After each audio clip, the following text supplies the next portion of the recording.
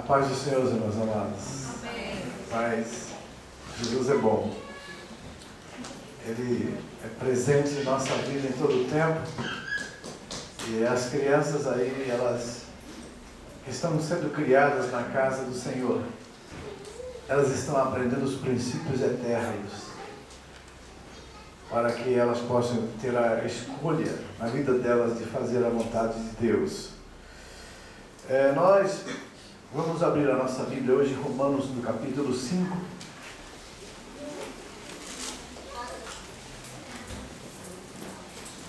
Assim, quem for achando Romanos capítulo 5, vai ficando de pé.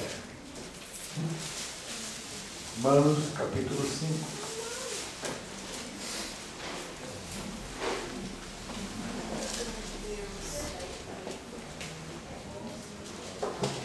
Amém? Capítulo 5 de Romanos, versículo 1 em diante. Tendo sido, pois, justificados pela fé, temos paz com Deus, por nosso Senhor Jesus Cristo, pelo qual também temos entrada pela fé a esta graça, na qual estamos firmes, e nos gloriamos na esperança da glória. E não somente isto, mas também nos gloriamos nas tribulações, sabendo que a tribulação produz paciência, a paciência a experiência, e a experiência a esperança. E a esperança não traz confusão, porquanto o amor de Deus está derramado em nossos corações, pelo Espírito Santo que nos foi dado. Porque Cristo, estando nós ainda fracos, morreu a seu tempo pelos ímpios. Obrigado, Pai, pela Tua palavra.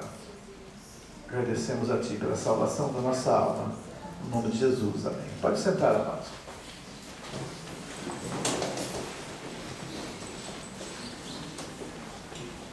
Nós gostamos muito de falar a respeito desse assunto da justificação, porque, na verdade, amados, justificado, uma pessoa justificada é uma pessoa que está livre de uma culpa, livre de uma condenação. Justificado significa você estar livre. E nós vemos aqui que a história do homem, ele começa de uma forma tão bonita e gloriosa no jardim do Éden, quando Deus cria o homem e a mulher. E Deus então estabeleceu para eles um jardim, fez ali uma coisa muito linda também. A natureza havia harmonia, não havia espinhos, não havia ervas daninhas. A natureza não tinha nada que provocasse desarmonia. Era tudo perfeito. Por isso que Deus criou o homem também perfeito. Então, essa criação estava se desenvolvendo de uma forma perfeita e harmônica até que o homem pecou. O homem desobedeceu a Deus e então Deus tinha falado para ele que no dia que ele desobedecesse, ele então iria perder o direito à vida eterna. E foi assim que aconteceu no jardim do Éden. Adão pecou e então Deus teve que trazer o juízo, o julgamento.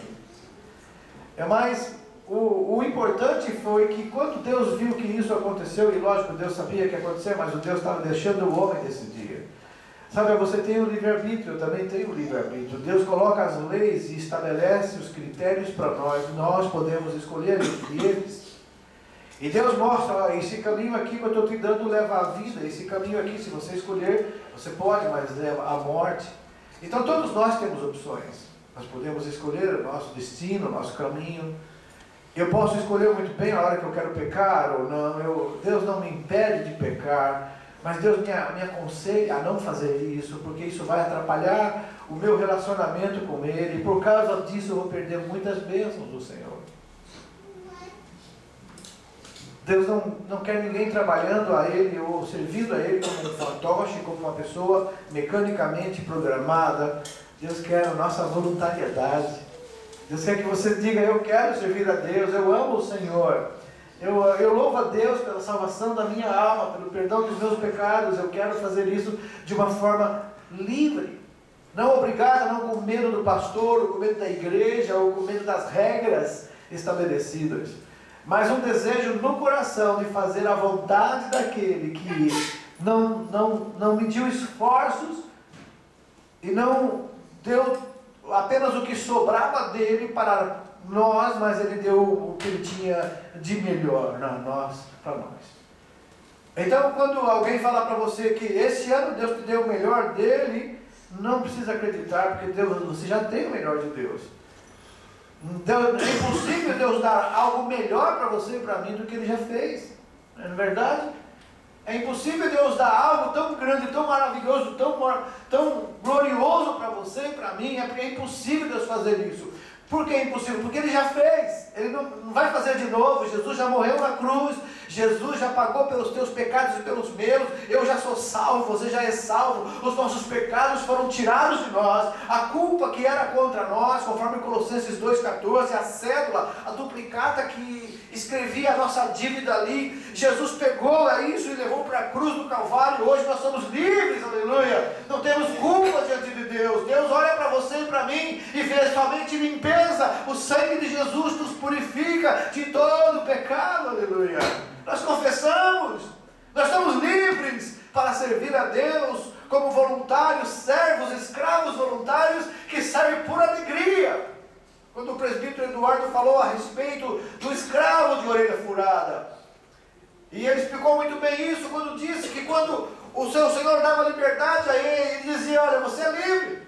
Mas ele dizia: eu gosto tanto do Senhor, o Senhor é tão bom para mim, que eu não quero ir para lugar nenhum, eu quero ficar aqui, eu quero te servir. Então é isso que Deus quer de nós. Ele não quer nenhum crente triste porque tem que servir a Deus. Ele não quer nenhum crente com o coração amargurado porque tem que estar na igreja. Ele quer que isso seja feito de uma forma alegre, feliz, uma coisa que você gosta de fazer, algo que você tem prazer. Eu estava conversando com uma irmã ontem, na aula de tarde, pela manhã, lá em Ramamatsu, e ela disse que os filhos dela ficam tão felizes quando está na hora de vir para a igreja, porque eles vão ter o tempo deles de aprender a palavra de Deus. E eles ficam assim, prestando atenção. E o dia que é Santa Ceia, que as crianças não saem para a sala deles, eles ficam assim meio irritados, porque por que eu não posso ter aula? Por que eu não vou na minha sala hoje? Mas depois interessante que depois ela falou, mas sabe, quando o pastor prega, ele chega em casa e começa a conversar com o irmão dele a respeito da mensagem que o senhor pregou. E eu fico observando como tem gente que tem vontade de aprender de Deus. Como as pessoas chegam a esse ponto. É porque Deus coloca essa sede em nós, essa fome pela sua palavra. Sabe por quê? Porque é ela que alimenta, é ela que sustenta, é ela que dá essa capacidade de nós sobrevivermos a tudo isso que nós estamos vendo aí e continuarmos fiéis, continuarmos de pé. Então vale a pena crer nesse Deus, porque Romanos 5, Paulo está explicando a categoria da nossa condição de perdoados, de algo legal que era contra nós, que estávamos julgados, condenados, e de repente nós nos sentimos livres, sem pagar o preço, sem gastar dinheiro com isso, nós recebemos pela fé, aleluia. E aí então, alguém fala para você, o diabo pode chegar para mim e dizer assim, olha só, olha a tua folha corrida aqui, lá no Brasil chama capivara, né? Olha aqui, olha a sua culpa aí, olha quantas coisas erradas você já fez. Ele pode até fazer isso, amados, mas nós temos que fazer como Lutero fez. Quando o diabo apresentou para ele toda a folha corrida dele de pecados que ele já tinha cometido, mas ele disse, você esqueceu de olhar embaixo dessa conta. Está escrito lá, mas o sangue de Jesus Cristo me purifica de todo pecado. Não há mais dívida, não há mais lembrança. Sabe, amados, a gente fica impressionado como a gente lembra de coisas lá de trás e fica tão triste. E muitas vezes eu já fui apanhado assim, de repente eu me lembro de coisas que eu fiz, E como eu estou na presença do Senhor e com a palavra de Deus, eu vejo a santidade de Deus, eu vejo como eu ofendi a santidade de Deus, eu fico tão triste, fico até querendo desanimar, mas aí uma voz vem e diz: ei, peraí, você deve ainda? Você já não confessou? Confessei o meu pecado. Então, se você confessou o teu pecado, não há mais dívida. Você já está justificado porque você teve fé. Justificados, pois, pela fé, temos paz com Deus. E é interessante isso, amados, como essa coisa nos leva a pensar dessa forma. A justificação, inclusive, é passado, você sabia? A salvação, ela é considerada em 3 fases. O passado, o presente e o futuro. E para essas 3 fases da salvação, se nós entendemos isso, viveremos em paz com Deus, em paz com as pessoas, em paz conosco mesmo. Que é necessária essa paz. Nós já falamos sobre isso aqui, que é necessário ter paz de Deus, a paz com Deus e a paz com os homens. A paz de Deus é essa paz que nós somos justificados pela fé. Nós temos paz com Ele. A paz de Deus. A paz com Deus é porque o nosso interior agora, com o Espírito Santo que foi dado a nós, ele nos leva a pensar nas coisas de Deus e entender os planos de Deus para a nossa vida, quando Deus permite situações na nossa vida que provocam momentos difíceis para nós. Mas que se nós compreendermos que Deus tem o controle de tudo e Ele só permite situações quando Ele quer deixar você um pouco mais forte, aí então você vai glorificar a Deus em meio às tribulações. Quando o vento estiver forte na sua vida e tudo balançar, então você vai glorificar a Deus e dizer: eu sei que o vento vai acabar uma hora e eu vou permanecer em pé, porque o Senhor está comigo, Ele me deu essa vitória. E é interessante, amados, que nessas três aspectos da salvação, as 3 fases dela, na justificação, nós lemos Romanos 5:1, que você foi justificado pela fé. A dívida foi paga porque você creu. Porque Jesus pagou na cruz há quase 2 mil anos atrás. Então é passado. Você sabia que todo o homem que mora e vive nesse mundo já tem a dívida dele paga? Mas como é uma herança, ele só pode tomar posse dessa situação se ele vier a Cristo. Porque se não vier a Cristo, não pode receber a assinatura dessa herança para nós, desse perdão desses pecados, de receber essa salvação. Ela depende da nossa assinatura. E qual a assinatura? Se no coração a gente crê para a justiça, mas com a boca se confessa para a salvação. Então, quando você crê no coração, você tem que confessar com a boca, porque com o coração você crê e você é justificado, porque você crê em Jesus. Mas com a boca você confessa para a salvação. A cena da cruz, estava ali Jesus no meio de 2 ladrões. Os 2 tinham pensamentos no coração. E um deles expôs o pensamento do coração, criticando Jesus e desafiando Jesus a descer da cruz e salvar eles também. Já o outro tinha algo no coração e naquele momento, com as palavras, ele expôs o que ele estava pensando. Ele disse: ei, você está criticando ele? Nós estamos aqui porque merecemos, porque fizemos pelo que merecer esse castigo, mas este justo nada fez para que estivesse aqui. E olhando para Jesus, ele virando-se e disse: Mestre, Senhor, lembra-te de mim quando estiveres no teu reino. O que aconteceu com aquele homem? Ele creu. E que isso acontecia. Qual a consequência dessa crença? Jesus virou-se para ele e disse: hoje você vai estar comigo no paraíso. Uau! Uau! O que aquele homem fez para merecer?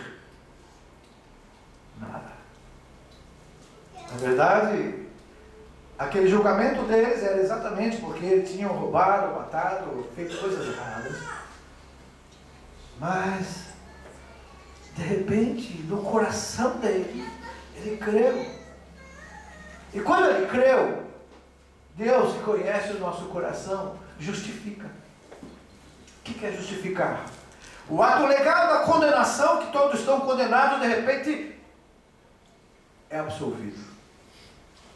A crença, e só Deus sabe quem crê e quem não crê, porque está no coração, e a Bíblia diz que Deus conhece o coração. Aí quando a pessoa crê, legalmente, no mundo espiritual, acontece a absolvição. O pagamento da dívida já foi feito, é passado. E quando a pessoa crê no coração, automaticamente a dívida é tirada, o peso é tirado, o pecado é arrancado, a cédula é arrancada e levada na cruz. Não há mais cobrança. Deus olha para você e para mim e não vê mais pecado, porque foi justificado pela fé. E agora nós temos paz com Deus. O que faz a nossa inimizade com Deus é a incredulidade, quando não cremos em Jesus, e os nossos pecados que continuam em nós, enquanto não há arrependimento, enquanto não há confissão e crença no coração. E é interessante que a gente pensa que isso custa um tempo, que isso aí é necessário uma preparação. Talvez daqui a 4 anos, quando os irmãos terminar o curso do ETA, de teologia, aí talvez vocês vão entender isso. Não! A salvação, amados, a Bíblia diz que a palavra de Deus é de uma forma tal para compreender que até aquele que passa correndo vai entender. Até o que não tem juízo vai entender. Por quê? Porque é feita de uma forma simples para que todos possam entender. Porque é pela graça que somos salvos. É por meio da nossa fé. Aí vem a segunda questão, que é a santificação. Depois do primeiro passo, que é o passado, eu criei, acabou, é passado agora, eu estou salvo. Eu não preciso mais querer ser salvo amanhã e depois. Eu já estou salvo. Então eu tenho que colocar isso na minha mente. Você tem que colocar isso na sua mente. Eu sou salvo, porque eu criei. Não é porque fiquei mais bonzinho, não é porque mudei. Não, eu sou salvo porque eu criei. Agora, o processo da salvação, ela vai me trazer um desejo de viver essa vida que Deus me deu. Por não entender isso, tem crente que até hoje está procurando agradar a Deus para continuar salvo. Uau! E muitas vezes ele acha que porque jejuou, porque orou, porque fez isso, porque... Sabe, Deus vai achar essa pessoa mais santa do mundo? Não! Amados, nós somos pecadores, a nossa natureza continua aqui em mim quando aceitei Jesus, mas eu adquiri outra natureza, o Espírito Santo de Deus habita também em mim agora, e eu vou dar a Ele, aleluia, a liberdade de me colocar desejos, pensamentos e agir. Quando eu decido, eu vou obedecer o Senhor, eu vou fazer a vontade dEle na minha vida. Deus então pode mudar, meu Deus, pode mudar todo esse sentido da nossa vida. É uma coisa tão gostosa isso, é uma liberdade tão grande, é prazer em servir ao Senhor, é a alegria de dizer, eu sou crente em Jesus Cristo. É entender e olhar para o mundo e ver até com vergonha quando gostávamos do pecado. E nós olhamos agora para trás e dizemos, meu Deus, como eu conseguia gostar dessas coisas? Como eu consegui viver assim? Se é tão bom viver com Deus na minha vida. Romanos capítulo 6, Paulo, ele ainda escreve no versículo 8 até o 11, ele diz assim: ora, se já morremos com Cristo, cremos também que com Ele viveremos, sabendo que, tendo sido Cristo ressuscitado dentre os mortos, já não morre, a morte não mais tem domínio sobre ele. Porque quanto a ter morrido, de uma vez ele morreu para o pecado. Mas quanto a viver, eu vivi para Jesus. Vive para Deus. Você entende? A sua vida não é mais tua. Porque você tentou todo o tempo, até Jesus, meu amado e minha amada, você tentou viver. Você tentou acertar, você tentou fazer as coisas. Mas você percebe que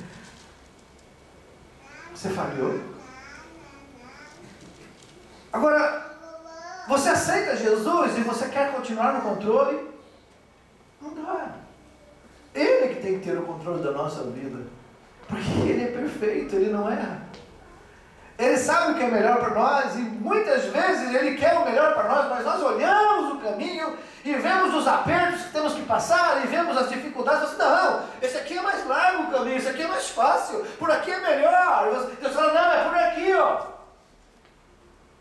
E nessa hora que você tem que crer que Deus é perfeito, que Deus não erra, para você entrar pelo caminho que Deus escolheu para você.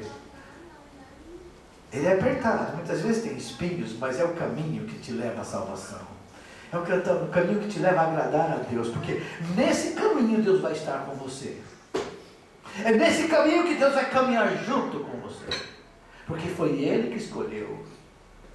Romanos 8:29 diz isso, que Deus já escolheu as obras, já predestinou a nós para as obras que Ele escolheu para nós. E o Romanos 8:28 diz que todas as coisas contribuem para o bem daqueles que amam a Deus e andam segundo a sua palavra. Oh, então eu quero viver bem, eu quero ser próspero, eu quero ter alegria, eu quero ter paz no meu coração. Então o que eu tenho que fazer? Se eu entender o que a Bíblia está me dizendo aqui, eu vou procurar seguir o caminho que o Senhor está me apontando. Eu vou ficar atento à voz do Espírito Santo que habita dentro de mim. Ele vai dizer para mim, é por aqui meu servo, é por aqui minha serva, é por esse lado, é para aquele lado, é na frente, é atrás. Muitas vezes nós fazemos coisas que nós não queremos, mas o Deus está falando. E você não entende o porquê, mas você faz em obediência. E aí você vê o resultado lá na frente e fala, uau, é melhor assim. Desse jeito é melhor.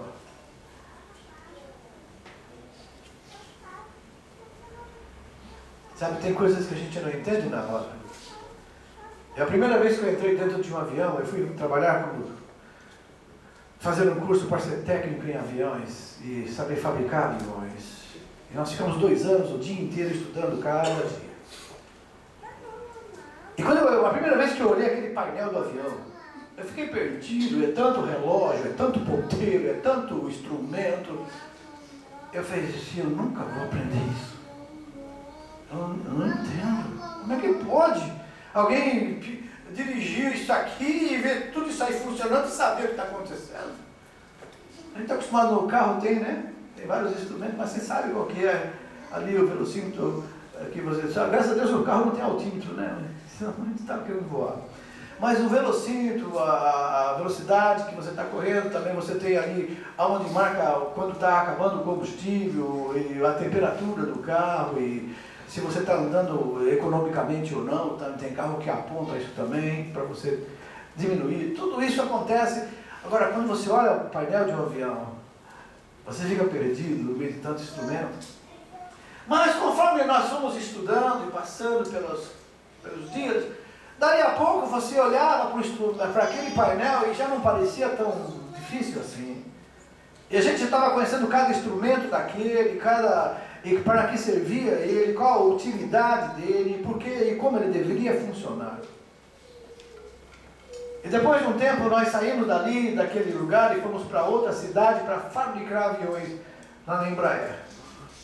E por 15 anos nós trabalhamos fazendo aqueles aviões. E a cada vez que a gente ia galgando os degraus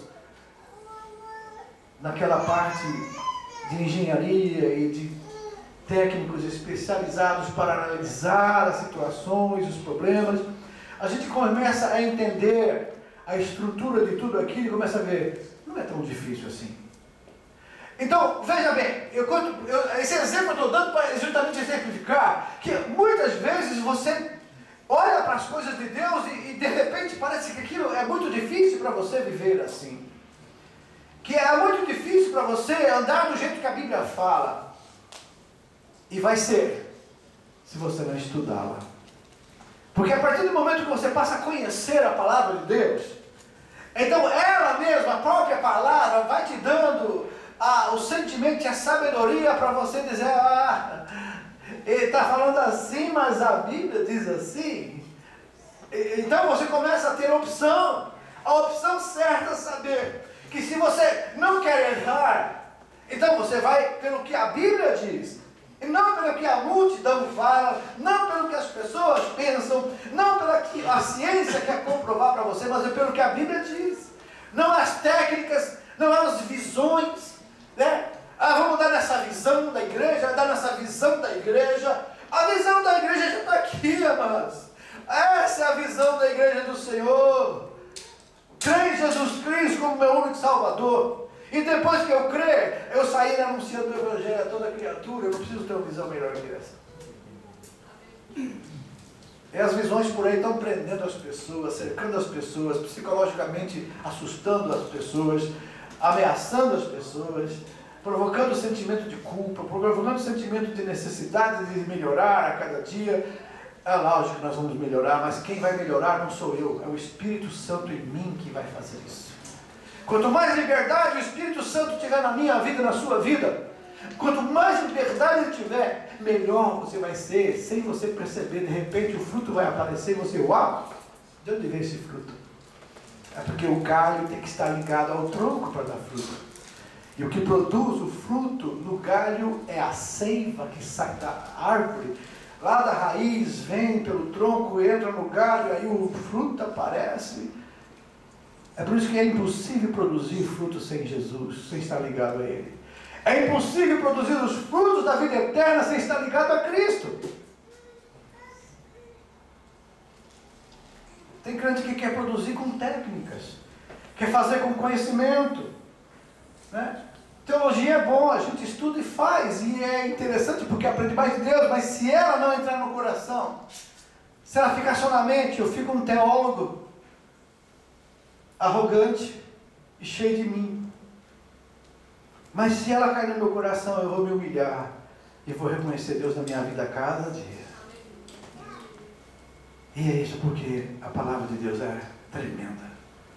Interessante que na santificação, amados, ele fala exatamente isso. O versículo 5 diz assim: fomos plantados juntamente com ele na semelhança da sua morte, e também o seremos na sua ressurreição, sabendo que o nosso velho homem, o que você era antes de Jesus, foi crucificado. Crucificado significa, você já viu uma pessoa na cruz? Você sabe o que é uma pessoa na cruz? Ela fica toda presa nas mãos e nos pés, e ela não tem nenhuma capacidade de fazer qualquer reação, a não ser gemer e sentir dor.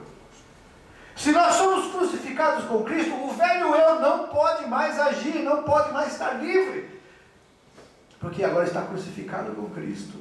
O que tem que sair agora e movimentar a gente é o novo homem, o homem interior. O Espírito Santo habita em nós e nos guia a cada dia. Paulo disse: eu já estou crucificado com Cristo. Não mais vivo eu, mas Cristo vive em mim. Oh glória! Será que nós podemos dizer isso? Eu pergunto para você, no íntimo do seu coração, você pode dizer isso? Não mais vivo eu, mas Cristo vive em mim. Sabe, se você está dizendo aí, eu não posso, mas você deve e precisa. Quer ser feliz? Quer ser próspero? Quer ser alegre? Quer ter paz? Então você precisa dizer isso. Essa declaração, você pode começar a fazê-la sem estar sentindo e vivendo. Mas comece a dizer para você mesmo: ei, não é mais você que vive, é Cristo que vive em você. Ei, você não tem mais. Você está crucificado, lembra? O crucificado movimenta, o crucificado pega, joga, tira, anda. Não, o crucificado não faz nada.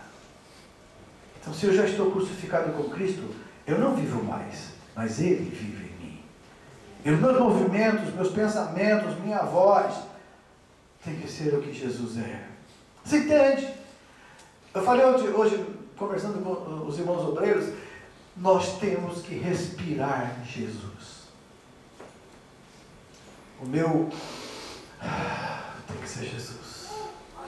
Ah, pastor, alguém pensa, vou virar fanático, esse negócio é fanatismo. Não, a pessoa mais feliz da terra não é fanático, é a pessoa que crê realmente que Deus é o Senhor da vida dela. E que deixa Jesus conduzir a sua vida, é a pessoa mais feliz da terra, livre de preconceitos, livre de fanatismo, livre de raiva, de ódio, de tudo. Por quê? Porque é conduzido sabiamente. Como conduzirá o jovem os seus caminhos com sabedoria? Observando conforme a tua palavra. O salmista escreveu isso. Quer ser sábio? Quer fazer as coisas certas? Deixa isso acontecer em você. Deixa isso ser real na sua vida. Você morreu. Acabou. Aí alguém pode falar, né? Hoje em dia está muito assim, vamos levantar a autoestima da igreja, vamos levar a igreja a uma alegria. Nossa, pastor, acabou. Não acabou, mas isso aí que é realmente a autoestima. A verdadeira estima em nós é quando nós percebemos que quem vive em nós, o que age em nós é Deus. Quem é maior autoestima que essa? Quer uma autoestima que você tenha a condição de dizer para você mesmo, uau, Deus está agindo em mim, eu estou agindo corretamente, eu estou acertando nas coisas, nas escolhas que eu faço, porque eu estou sendo dirigido pelo Espírito Santo, e tudo que eu estou fazendo dá certo, porque a Bíblia diz, tudo que fizer prosperará. Tudo que eu faço prospera. Aonde eu vou trabalhar, prospera. Aonde eu começo a me relacionar, prospera. A igreja prospera. Onde você passa, prospera. A sua vida é uma vida de prosperidade, abençoada por Deus. O seu coração nunca vai estar lá, mas Deus vai te dando aquilo que você precisa exatamente para você continuar alegre, feliz, sabendo, já não é mais você quem vive, mas é Cristo que vive em você. E Ele promete que tudo que você precisar nessa terra, Ele vai suprir a sua necessidade. Se você buscar em primeiro lugar o reino de Deus, em Mateus 6,33, Jesus está falando de comer, beber e vestir. Necessidades básicas da vida. Ele diz, se você buscar em primeiro lugar o reino de Deus e a sua justiça, essas coisas serão acrescentadas. Você vai ter para você, ainda vai ter de sobra. Porque Deus é fiel. Ele cuida de cada detalhe da nossa vida. Os desejos do nosso coração são colocados diante dele. Ele vai cumprindo, sabe por quê? Ele diz, se você se agradar de Deus, Ele vai cumprir os desejos do teu coração. E o que é se agradar de Deus? É glorificar a Deus, não somente nas horas boas da vida, mas também nas horas que você tem aquelas angústias, aqueles momentos difíceis da vida. Você diz glória a Deus. Deus está no controle. Eu não estou entendendo, mas Deus é fiel. Deus é poderoso. Sabe o que eu falo sempre para Deus? Quando eu estou numa situação difícil, eu falo, Deus, eu não estou entendendo, mas o Senhor não faz nada errado. Obrigado, Senhor. Eu não estou vendo nada. Que tem um momento, amados, no túnel que você tem que passar, que você não sabe onde está o fim dele. Mas você tem que ter certeza e fé que ele tem fim. Não existe túnel eterno, não existe.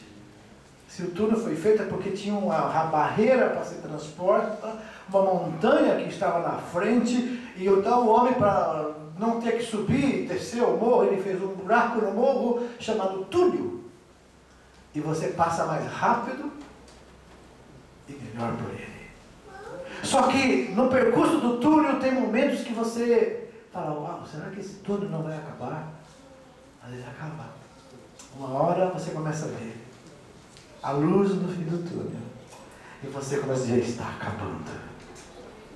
Isso é fé. Você acreditar que Deus, Ele produziu em você um túnel na sua vida. Você, de repente, você ainda não consegue ver o fim do túnel. E tudo escurece. E parece que tudo fica difícil.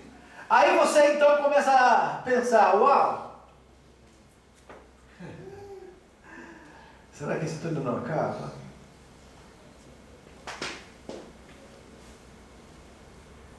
E aí Deus fala, calma, vai chegar já já, você vai ver a luz e o túnel vai acabar.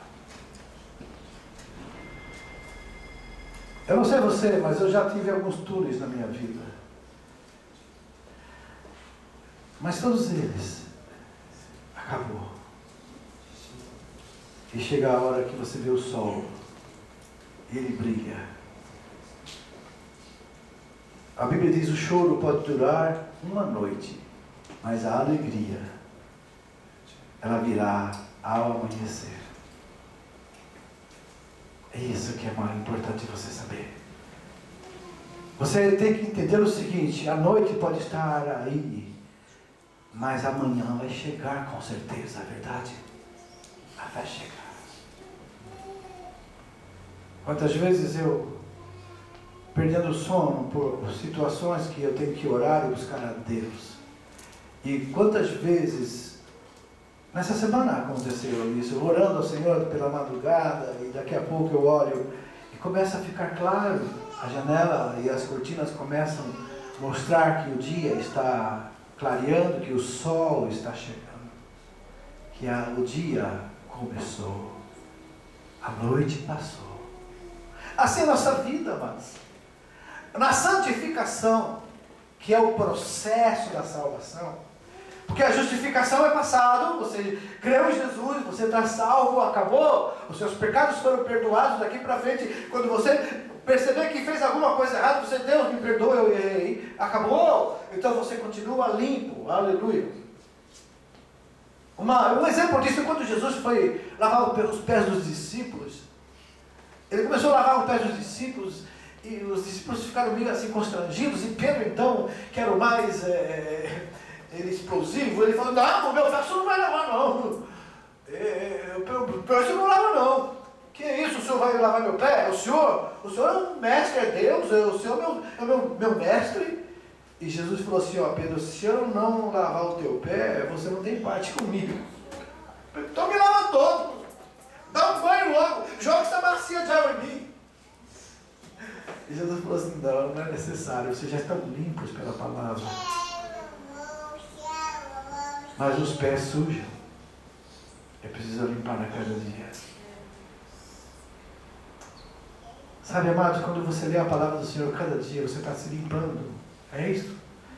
Essa bacia que Jesus lavou os pés dos discípulos é a palavra de Deus. A cada dia você tem que lê-la para você se limpar da sujeira que você carregou durante o dia nos seus pés, da estrada dessa vida, e levou para casa, na sua alma. E quando você lê a palavra de Deus, ela lava você. Você está pronto para outra jornada. Porque tem crente que anda com o pé sujo por aí. Não lê a Bíblia? Pé da alma que eu estou falando. Lava a sua alma na palavra de Deus. A cada dia que você lê a Bíblia, você está sendo limpo pela palavra. João 15:3, Jesus falou: vocês já estão limpos pela palavra que tenho falado. Oh, aleluia. Essa palavra aqui, amados, é um sabão danado. Tremendo isso aqui. Você passa e limpa mesmo. Não tem esse negócio de mancha. Nódoa. Essa aqui limpa mesmo, tira a mancha. Glória a Deus. Mas você tem que usar. E o sabão dentro do plástico dele não vai fazer efeito nenhum. Você tem que arrancar do plástico, né? A Bíblia, quando você não abrir ela para ler, ela está lá, né, na sua escrivaninha, na sua mesa. Mas se não abrir e ler, ela não faz efeito não limpa nada. Não adianta ficar passando a Bíblia no corpo não. Ela não limpa não, ela limpa depois que você abre. Aí aparece o perfume de Cristo. Aquele aroma gostoso desse sabão que nos lava, nos limpa. Quando eu começo a ler, ela começa a descer o bálsamo, ser aquilo que vai me lavando, me limpando. Oh, glória a Deus. Depois eu me enxago no louvor a Deus. Aleluia, glória ao Senhor. Deus falou comigo hoje. Aí isso aí é, né? Glória a Deus. E aí quando você percebe que Deus está enxugando todas as suas lágrimas na toalha do Espírito, que te aquece, que te renova. Santificação é o terceiro item aqui da salvação. O segundo item, quer dizer. E o terceiro, amados, na verdade, porque na justificação nós somos livres, no passado, da condenação do pecado. A justificação nos livra da condenação. A santificação nos livra do poder. Porque a Bíblia diz que o pecado já não tem mais poder sobre nós. Então você como crente, depois que você aceitou Jesus, quando você pecar, não adianta você acusar o outro, o bicho, o inimigo. Ah, foi ele, foi o inimigo. Pastor, o inimigo me fez pecar. Amados, pensa bem. Se você está livre do poder do pecado, ele não tem mais acesso a você. Se o Filho vos libertar, verdadeiramente sereis livres, o maligno não te toca. Então por que eu pequei? É porque eu abri a porta, é porque eu deixei. Não é mais porque o inimigo tem força, porque ele não tem mais força para mim. Ele tem força no mundo.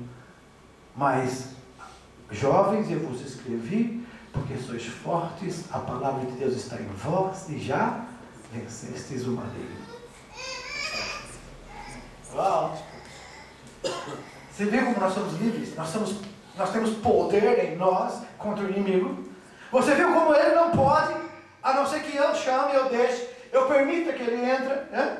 Através das minhas vistas, o que eu vejo, o que eu olho, aquilo processa em mim um desejo, um pensamento, e aí eu acabo pecando. Eu abri a porta para ele, mas ele não conseguiria fazer isso se eu ficasse do lado de Jesus. Ele não conseguiria fazer isso se eu ficar na minha posição de quem eu sou. Já não vivo mais eu, mas Cristo vive em mim.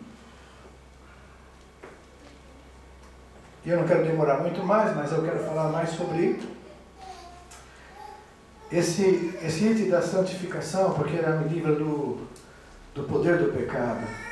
Agora, a única forma de você se livrar da presença do pecado é na glorificação. E se eu perguntar para você, você gostaria de estar livre da presença do pecado? O Maurício até deu risada, né? Assim, eu não, né? Você não quer ir agora não, né, Maurício? A caixinha, tá bom. Porque na glorificação, tem crente que pensa, porque veio a Jesus, tem umas propagandas enganosas aí que certas igrejas fazem, diz assim, não sofra mais, né? Vem aqui, que aqui você vai. Olha, Jesus vai tirar todos os teus problemas. Jesus vai acabar com toda a tua dor. Você vai ser a pessoa mais rica do mundo. Você vai ser cabeça e não cauda. Você vai emprestar a muitos que não vai tomar mais emprestado. Está na Bíblia isso aí. Mas eles nunca falam se. Porque a Bíblia diz, se obedeceres todas as palavras desta lei, que hoje eu vos dou, então estas bênçãos te acompanhará. Então esse ser é condição. É a condição para que isto venha acontecer e assim mesmo acontecer de acordo com a vontade dele, que ele sabe o seu limite, o meu limite, para suportar o que nós podemos ter nesse mundo. É por isso que eu confio em Deus.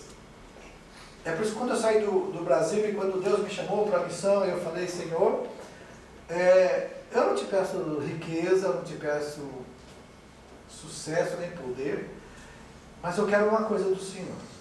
Eu quero saúde para mim trabalhar, para minha família também. E quero te pedir uma coisa, não me deixe pensar em dinheiro, nem depender de pedir. Eu quero que o Senhor é que faça. Olha, amados,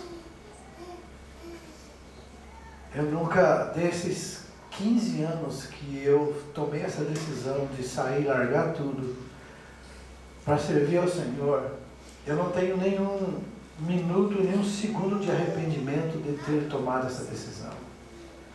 Porque não tem nada como trabalhar para Deus, fazer a vontade dele, obedecer a sua voz. Isso não significa que em momentos desse caminho eu não passei por apertos, por apuros, situações difíceis, de angústia, de trevas, de vale de sono de morte. Não, eu passei sim. Mas em todos eles, nunca eu senti o afastamento de Deus. Nunca eu senti que Deus me abandonou, sempre Ele estava ali. E quando eu estava angustiado, muitas vezes até lá dentro apertado, tentando me conter, Deus usava alguém e dizia: meu servo, eu estou no controle. Eu sei a sua situação. Isso é um alívio. A gente descansa. A gente, Deus, obrigado, Senhor. Estava na hora. De vez em quando, não fique preocupado, meu irmão, minha irmã, não fique preocupado. Quando precisar, Deus fala. Deus nunca chega atrasado, mas Ele não chega adiantado também. Ele chega na hora, porque Ele cuida de nós. A santificação é o processo de nos aproximarmos de Deus. Nós estamos livres da condenação e do poder do pecado, mas não da presença dele. Porque a presença do pecado ainda está. A Bíblia diz: o pecado que de tão perto nos rodeia. Satanás está ao nosso derredor, procurando a quem possa tragar. Ele diz isso. Jesus falou: no mundo vocês vão ter aflições, mas não desanime, porque eu venci o mundo. E se Jesus venceu e eu estou com Ele, então eu também vou vencer. Mas ainda não venci, mas estou vencendo. A cada dia é uma vitória. A cada dia, aleluia. Hoje você está aqui, então é mais uma vitória que você teve. Aleluia. Que durante essa semana o inimigo tentou te convencer de alguma coisa. Ele tentou fazer você desanimar ou ver coisas e defeitos e problemas, e você fica até pensando: será que vale a pena? Mas de repente você está aqui, então é sinal que você venceu. É mais uma vitória que Deus te deu. Então não tente mais viver para você. Deixe Jesus viver aqui, vale a pena. É uma pessoa que faz tudo certo, não é verdade? Sabe, amados, quando a gente pega um bom advogado e que você tem uma causa difícil, e você vai nesse advogado e você diz: olha, essa causa aqui é difícil, eu não sei como resolver, e aquilo está me tirando o sono, me tirar a paz, né? Como é que eu faço? Você pode olhar, ele olha assim, ele diz assim: eu já tive alguns processos como esse, existe uma forma da gente conseguir isso aqui, fica tranquilo, deixa na minha mão, que daqui a um mês, no máximo, isso aqui está resolvido. Como é que você sai do consultório depois? Não é verdade? Aí alguém fala: aquele problema assim, o doutor fulano de tal vai resolver. Está na mão do advogado. Oh, como descansa, né? Sabe, irmãos, Jesus é o nosso advogado. Ele morreu na cruz, assentou-se à direita de Deus e intercede por nós. E na nossa santificação, nesse processo de santificação, em alguns momentos da nossa vida nós vamos ter problemas, mas nós sabemos que temos um advogado, alguém que cuida de nós, um sumo sacerdote. Em Hebreus 4,15 a Bíblia diz: porque não temos um sumo sacerdote que não possa se compadecer das nossas fraquezas, mas um que, como nós, em tudo ele foi tentado, mas sem pecado, assentou-se à direita de Deus às alturas e intercede por nós. Uau! Quando eu não consigo, quando eu tropeço no caminho, quando eu fico machucado, porque eu mesmo tropecei, é nessa hora que de novo eu falo: Jesus, me ajuda. E a Bíblia diz que o Senhor estende a sua mão para nos abençoar e nos guardar. E no final, amados, de tudo isso, nós vemos a mão poderosa de Deus falando a respeito da situação que vive o crente que não entende isso. Tem crente que hoje é crente, saiu de um cativeiro no mundo, entrou num cativeiro na igreja, porque vive preso a regras, vive preso a leis, a ameaças, a medos. O crente não pode viver de medo, amados, porque a Bíblia diz que o Senhor lança fora o medo. A nossa comunhão com Ele lança fora o medo. A alegria que nós temos em Deus lança fora o nosso medo. Por quê? Porque nós temos Deus em nós. Deus habita onde? Não é nesse prédio não, esse prédio aqui não é nosso, está alugado, mas aqui se serve a Deus. Mas não é esse prédio que é a igreja, nós somos a igreja. E o Senhor habita em nós. Então, nesse caso, amados, quando nós vivemos assim, entendemos isso, Jesus, Ele só espera que você e eu, a cada dia, digamos: Senhor Jesus, estou aqui. Eu acordo pela manhã, a primeira coisa que vem na minha mente: oh Jesus, obrigado. Me ajuda nesse dia, Senhor, me guia, para que eu não tropece, para que eu não faça coisa errada, para que eu não venha pecar contra Ti. E todo dia eu falo isso com o Senhor e acabo fazendo de vez em quando alguma coisa errada. Eu falo: oh Jesus, eu pequei. É porque ele mostra que a gente ainda continua na carne, a gente ainda continua nesse corpo mortal, mas que pelo Espírito a gente mortifica as obras da carne e a gente vive na presença dEle. E quando a gente percebe que alguma coisa está errada, a gente já clama logo: Senhor, me ajuda. Isso é respirar, Senhor. Isso é viver constantemente amando e pensando nele. Quando você entende que quando você foi salvo da morte eterna, você foi salvo dos seus pecados, Jesus perdoou todos eles e não cobrou nada de você. Apenas o que Ele quer é o seguinte: você quer continuar assim? Então me deixa guiar a sua vida. Você percebeu que até agora você não conseguiu? Então agora deixa eu. Por 6.000 anos o homem governa o mundo. No 7º milênio Jesus vai governar. Deus deu oportunidade para o homem. Em 6.000 anos de história da Terra, Ele conseguiu trazer paz, justiça, harmonia na Terra. Olha o que está acontecendo aí. Você percebe alguma coisa boa no mundo hoje? Vai aqui na Coreia do Norte e pergunta para o Ping Pong lá se ele não quer jogar uma bomba aqui no Japão. Na Coreia do Sul, quer fazer guerra, quer ser adorado. Vai para o presidente do Irã e pergunta para ele se ele quer dar a mão para um judeu. Ele quer matar, quer acabar com Israel. Ele vai tentar fazer isso. Agora, a Bíblia diz que ele vai tentar. A Bíblia fala que tanto o Irã como a Rússia vão descer para atacar Israel.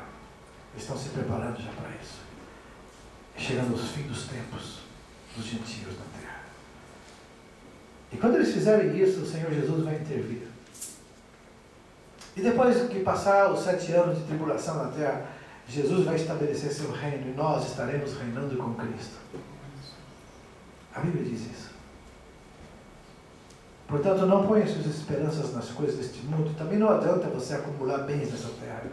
Porque você pode acumular o quanto for, vai ficar tudo aí ou vai ser destruído também. Mas você tem que ter o seu, né? Não tem problema. Se você não quiser o que você tem, dá para mim. Mas você tendo não é pecado, não é errado, mas não coloque o seu coração nisso, não. Porque isso aí você só vai usar enquanto você estiver aqui na terra. Depois você sair daqui, não serve para nada. Não é verdade? Mas uma coisa importante que você nunca perde: o tesouro que você ganhou quando aceitou Jesus como seu Salvador. Esse é eterno. Esse você vai levar para sempre.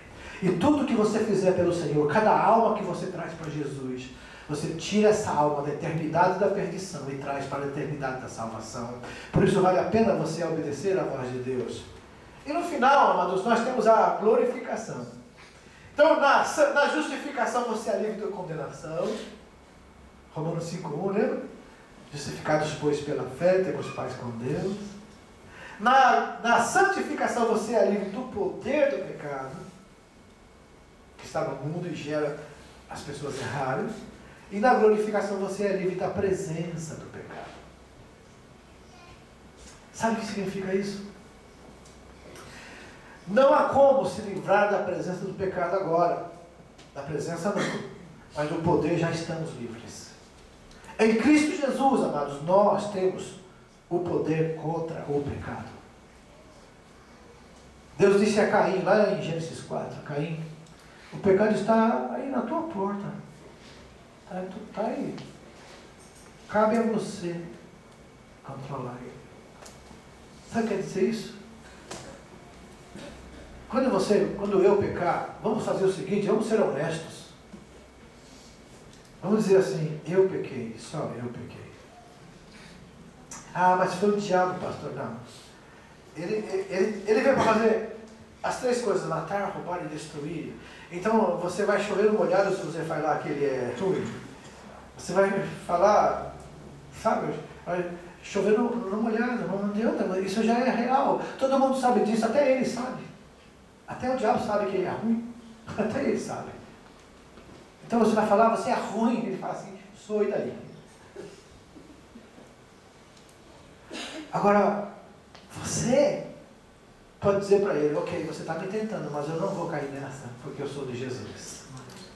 A minha vida é do Mestre. Meu coração é do meu Mestre. Tudo que eu faço é para Ele. Porque dele, por Ele e para Ele são todas as coisas. Então eu também sou dele. E aí pronto, o inimigo começa a perder a força na sua vida. O pecado começa a perder a força na sua mente. Porque o inimigo trabalha aqui, ó, jogando. E aquilo vai trabalhando e formando sofismas, que são argumentos tão fortes na sua cabeça que você acha que não é pecado, que não é errado fazer aquilo. Mas quando você vai para a palavra de Deus, ela começa a limpar você. E você começa a levar todo o pensamento cativo a Cristo. E dizer, Senhor, olha, eu estou pensando nisso, mas Senhor, eu sei que isso é errado, me ajuda. Isso é levar o pensamento a Cristo. Lá em 2 Coríntios 10, Paulo fala sobre essas coisas. Sobre nossa luta não é contra a carne e o sangue, mas contra principados e potestades. E ele fala que nós devemos levar todo o pensamento cativo a Cristo, para quebrar todos os sofismas, que são argumentos tão fortes. Eu vi um camarada falando na televisão aí, com a Fátima Bernardes, e mostrando a importância de permitir que as crianças tenham sexo uma com a outra, mexam uma na outra, porque isso elas vão crescer saudáveis, elas querem isso, então temos que deixar. E as pessoas defendendo ali, e mães e filhas vendo, a minha filha é isso, e eu aceitei ela assim, eu amo ela, e eu acabei aprendendo a conviver com isso. Então é uma escolha, então a gente não pode impedir, não pode, mas nenhum momento foi falado em Deus, nenhum momento foi falado em coisas em família. Se Deus quisesse essas coisas, Ele não criava Adão e Eva, criava Adão e Ivo, ou Eva e Eva, né? Mas não ia formar família, ia ficar só os dois, ia morrer, acabou. Porque não produz. Deus formou homem e mulher e disse, crescei e multiplicai, enchei a terra e povoai. O Ivo não faz isso, Adão e Eva não faz. Mas Adão e Eva faz. Porque foi Deus que criou. Mas é errado falar isso. Ofende. Chegou o tempo de nós sermos como Paulo, como Pedro e como outros, dispostos a ir para a prisão, mas falar a verdade do Senhor. Não importa o que os homens possam tentar fazer conosco, importa que a minha consciência com Deus sempre será tranquila, porque eu falarei sempre a verdade, porque é a palavra de Deus. Vai acontecer brevemente alguma coisa, e aí sim, quando acontecer isso que nós chamamos de rapto da igreja, ou arrebatamento da igreja, acabou! Sabe? A hora que a Bíblia diz, dada a ordem, tocada a trombeta, com alarido, o Senhor descerá com os seus santos. Ele vai ficar nas nuvens e a igreja do Senhor, os mortos em Cristo que morreram em Cristo ressuscitam. Nós, os vivos, somos transformados e juntos iremos nos encontrar com o Senhor dos ares. E estaremos para sempre com o Senhor. Acabou. Acabou. Não há mais choro, não há mais dor, não há mais tentação. Agora nós somos livres da presença do pecado. Fomos livres da condenação, fomos livres do poder, e agora na glorificação, livres da presença do pecado. Nunca mais tentação, nunca mais erro, nunca mais pecado, somente gozo, paz e alegria no Espírito Santo.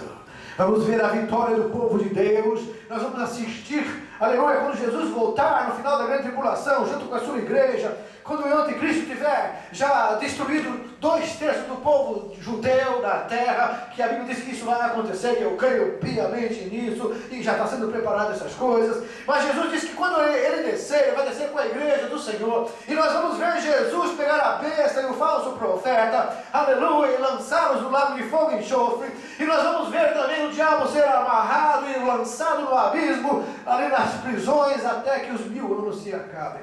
Nós vamos ver Jesus, estar com Ele, reinar com Ele durante o milênio, e no final do milênio, alguma coisa vai acontecer de ruim, porque o inimigo vai ser solto, e ele vai convencer os reis da terra a se levantar contra o Senhor, mas a Bíblia diz, e já está previsto, o Senhor com o sopro da sua boca aniquila a todos, e então vem o juízo do grande trono branco, mas nós não vamos passar por ele, porque já estamos, nosso corpo glorificado, servindo ao Senhor para sempre. Os mortos que morreram, que ficaram lá no inferno, vão ressuscitar e vão ser julgados e lançados no lago de fogo, mas nós estaremos para sempre com o Senhor. O Senhor Jesus vai apagar do universo o mal que o Satanás trouxe, vai destruir todas as obras do inimigo e vai fazer um novo céu, uma nova terra, onde estaremos para sempre com o Senhor. E a Bíblia diz que aí então Jesus entrega todos os reinos do mundo, restaurado de volta ao Senhor, ao Pai.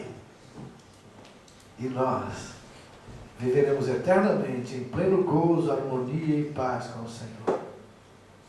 Ah, pastor, mas como que o senhor sabe disso? 28% da Bíblia é profecia. 28% dela é profecia. Sabe o que é profecia? Previsão de coisas que vão acontecer no futuro. Previsões que, se uma delas falhar, acabou o crédito da Bíblia. Mas a Bíblia até hoje ninguém conseguiu dizer ou comprovar o seu erro, a sua falha. Eles tentam pegar certas contradições que aparecem contradição, mas não é. Mas as profecias, elas se cumprem literalmente e estão se cumprindo a cada dia. A profecia mais recente que mostra o final de todas as coisas é quando a Bíblia diz que reuniria o seu povo que foi espalhado pelos 4 cantos da terra e de novo eles seriam a nação. No dia 14 de maio de 1948, Israel se tornou de novo uma nação no mundo. Depois de quase 2000 anos, o povo de Deus espalhado pelo mundo. Em 1941 até 1945, Hitler tentou apagar da face da terra o nome judeu e o povo de Deus. Mas Hitler passou, o nazismo passou, acabou, e o povo judeu está aí de volta. Aleluia, cumprindo essa profecia que Deus tinha falado, que o profeta disse que iria acontecer. Então, amados, hoje nós estamos vivendo as profecias do fim. A iniquidade se multiplicando, homens amantes de si mesmo, que não, desobedientes a pais e mães, ingratos, irreconciliáveis, desafeiçoados, andam somente para fazer aquilo que lhes agrada. E uma das coisas que contribui para isso são os games. Hoje existe um isolamento dentro de casa, porque cada um pega o seu game e vai jogar e ninguém conversa mais. Hoje eu estava dentro no restaurante aqui, numa lanchonete comendo, e eu vi que cada um tinha ou um celular, ou um gamezinho ali, e todo mundo estava ali, mas ninguém estava lá. Ninguém sabe quem está do lado, ninguém sabe quem está perto, pega a comida, pega ali, vai no game, fica... Se alguém conversa, é comigo? Aí, sim.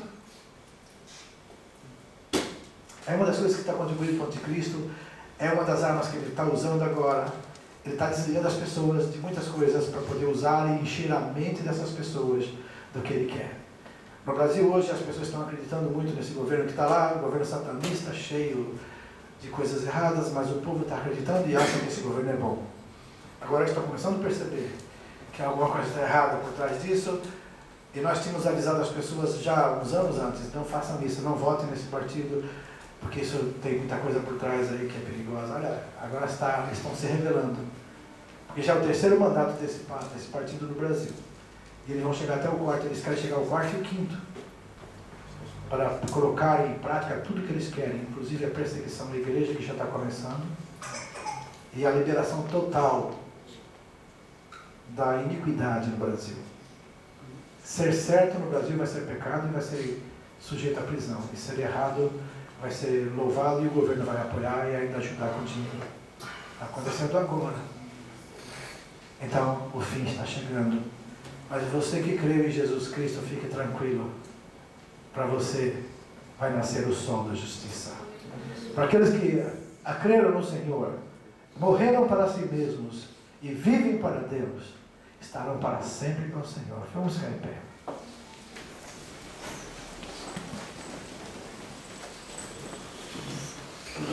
Ao arrebatar a igreja acabou. O princípio de tudo é você entender que Jesus Cristo é o único que pode dar a você isso. E você tem que levar isso às pessoas que você sabe que ainda não tem essa vida que você tem hoje. Peça a Deus que te dê sabedoria. Você não precisa ter curso teológico para falar de Jesus. Você precisa ter vontade no coração de dizer que Jesus é bom porque aconteceu na sua vida. Então você fala para as pessoas. Segunda coisa, assim que você perceber que você agora já sabe disso, então você pode até estudar para poder aprender um pouco mais desse Deus. Quem está fazendo detalhes sabe disso. Como é bom a gente aprender mais e mais do Senhor. Mas isso não salva ninguém. Você já está salvo. Porque você crê em Jesus Cristo como Salvador.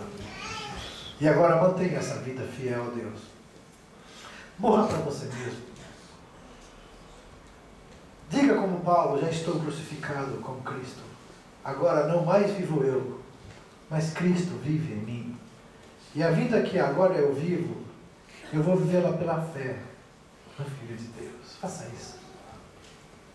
Repita isso, diga isso. Eu fico sempre pensando como Paulo nos ajudou, como Deus revelou coisas para esse apóstolo. Ele, quando escreveu aos Gálatas, no capítulo 2, eu terminei agora, mas eu quero só deixar para você, no capítulo 2, versículo 20, guarde esse versículo, Gálatas 2, 20. Gálatas 2, 20. O que está escrito lá, pastor? Leia em casa. Viva aí. Eu falei o quê? 2:20. Leia isso e diga, eu quero viver isso. Já estou crucificado com Cristo.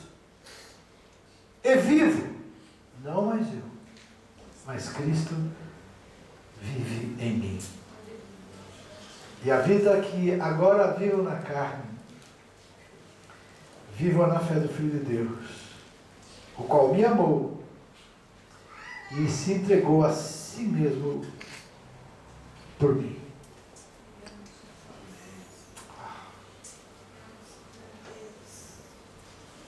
Não mais vivo eu, mas Cristo vive em mim.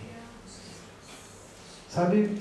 Aí você fala, e aí, pastor, como é que é isso? Você tem que experimentar.